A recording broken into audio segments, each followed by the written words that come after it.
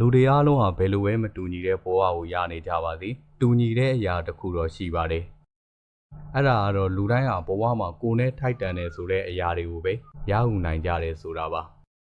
လူတိုင်းဟာကိုယ့်ရဲ့စိတ်ထဲမှာကိုယ်နဲ့ထိုက်တန်တယ်လို့တွေးတဲ့အရာကိုပဲရရှိတတ်ကြပါတယ်ကိုယ့်ရဲ့စိတ်ထဲမှာဒါကကိုယ်နဲ့မထိုက်တန်ဘူးဖြစ်လာမှာမဟုတ်ဘူးလို့တွေးတဲ့အရာတွေကိုဘယ်တော့မှမရရှိတတ်ကြပါဘူးဒီအတွေးကလူတိုင်းတွေးဘူးကြမှာပါတခုခုဆိုရင်ဒါကငါနဲ့တော့မဖြစ်နိုင်ပါဘူးငါဒီဘဝကိုရနိုင်မှာမဟုတ်ဘူးဆိုတဲ့တိမ်ငယ်တဲ့စိတ်တွေနဲ့ကိုကြိုက်တဲ့အရာတွေကိုတောင်းဆိုဖို့ရှက်နေတဲ့အခြေအနေမျိုးတွေနဲ့လူတိုင်းကြုံခဲ့ဘူးကြမှာပါဒီလိုစိတ်တွေရဲ့နောက်ဆက်တွဲအကျိုးဆက်တွေအနေနဲ့ဖြစ်ချင်တာတွေဘဝမှာဖြစ်မလာတော့ဘူးကိုယ်တိုင်ကမဖြစ်နိုင်ဘူးလို့ယုံကြည်လိုက်မှတော့ဖြစ်မလာတာလည်းမဆန်းတော့ဘူးပေါ့ဒါကြောင့်လူတိုင်းလက်ရှိမှာကိုရရှိနေတဲ့ဘဝဟာကိုနဲ့ထိုက်တန်တယ်လို့ကိုတွေးထားတဲ့ဘဝကိုပဲရနေကြတယ်ဆိုတာကိုဘယ်တော့မှမမေ့ကြနဲ့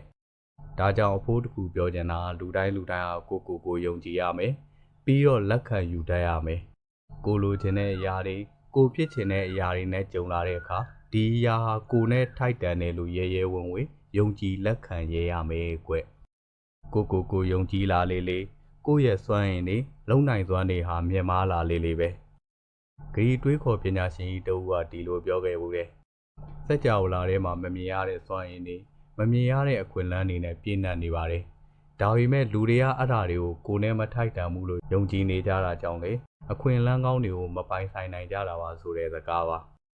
အဖိုးတို့ငယ်ကလေးဘဝတုန်းကဆိုရင်ကိုမိဘတွေစီကလိုချင်တာတစ်ခုခုရှိလာရင်တောင်းဆိုရရမယ်ဆိုရိုးစကားတစ်ခုတောင်ရှိသေးတာပဲငိုတတ်တဲ့ကလေးနို့ပူရတယ်ဆိုတာမျိုးပေါ့ဒါကြောင့်ကိုယ့်ရဲ့စိတ်ထဲမှာလိုချင်တာတွေဖြစ်ချင်တာတွေရှိလာတဲ့အခါငါဟာဒီအရာနဲ့ထိုက်တန်တယ်ငါဟာဒီအရာကိုရယူနိုင်တဲ့သူတစ်ယောက်ဖြစ်တယ်ဆိုတဲ့ယုံကြည်တဲ့စိတ်နဲ့တောင်းဆိုရရမယ်ကွ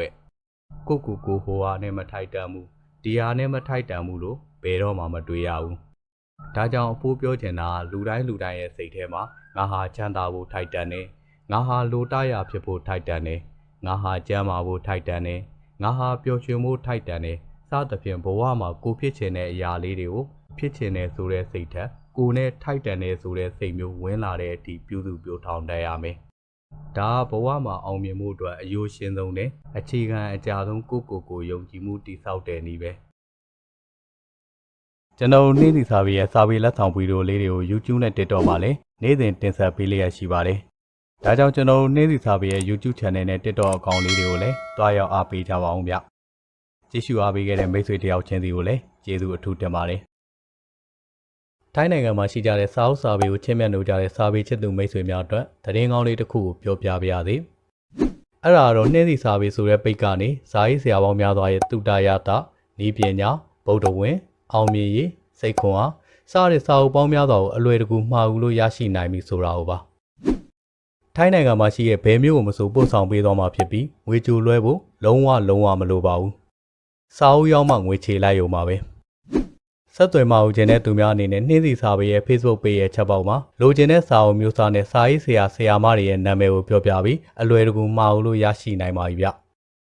ဒါကြောင့်အများဆုံးပဲနှင်းစီစာပေရဲ့ Facebook page မှာလိုချင်တဲ့စာရေးဆရာတွေရဲ့စာအုပ်တွေကိုအလွယ်တကူရွေးချယ်ပြီးဝယ်ယူလိုက်ကြပါဗျ